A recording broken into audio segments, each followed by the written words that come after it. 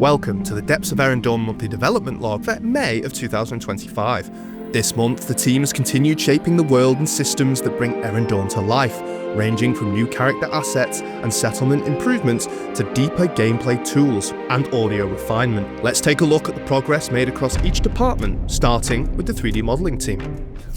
The Necromancer has been the focus of the modelling team this month. Starting from early sculpting work, they developed a layered silhouette and dark fantasy detail that fits the character's imposing role. With retopology complete and the character now fully optimised, the Necromancer is ready for in-game integration.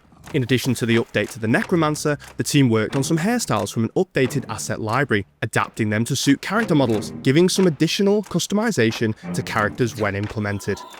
Set-piece work this month focused on one of Erendorn's main settlements. Vegetation updates and terrain improvements helped anchor the space visually, while enhancements to the marketplace layout introduced better opportunities for future player and NPC interaction. A spline-based placement tool was also completed, allowing the team to build out walls and fences more efficiently using procedural grammar logic. On the client side, the focus was on refining core systems for inventory, vendors, and quests. Improvements were made to how consumable items were displayed and categorized, along with bug fixes to resolve UI inconsistencies. Meanwhile, early work on settlement-based questing introduced a dedicated UI panel for managing objectives, supported with a new back-end message handler that translates server data into gameplay. The server team advanced the event system this month, refactoring its structure into flexible, condition-based logic blocks. These improvements make it easier to build varied in-game events that can react dynamically to player actions. The events editor received several updates as well, and new functionality was added to allow event blocks to spawn enemies, trigger projectiles, or change allegiances. Back-end work also included item system upgrades and more robust inventory handling between zones and dungeons. The animation team focused on polish and integration across a range of characters and NPCs. New idle animations were created for town populations, while fixes were made to improve weapon handling on characters like skeletons and human soldiers. Creature implementation continued, with the vampire bat and snake now fully rigged and brought into the engine. Meanwhile, combat animations for the forest druid were refined to bring more character and clarity to their movement.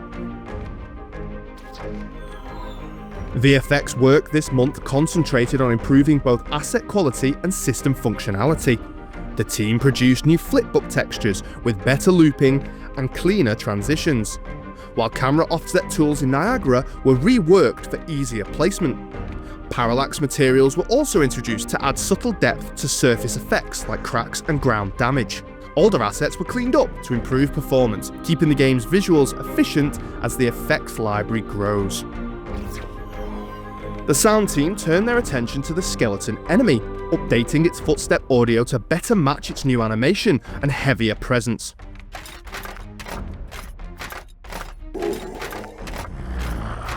Vocalizations were also revised, with a fresh direction focused on making the creature audio more impactful and atmospheric. These changes help reinforce the character's identity and enhance the overall tone of combat encounters.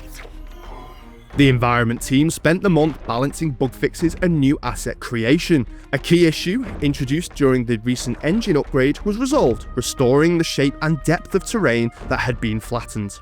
New dungeon set pieces are now in development to expand the variety of underground spaces, and several fixes were made to cave visuals to maintain consistency across environments. That wraps up our development log for May 2025. As always, there's much more going on behind the scenes that we cannot cover here in this summary, so check the links in the description for the full written breakdown. Or, for some daily updates, follow us on our social media channels or join our Discord community. Thank you very much for watching, and we'll see you next month.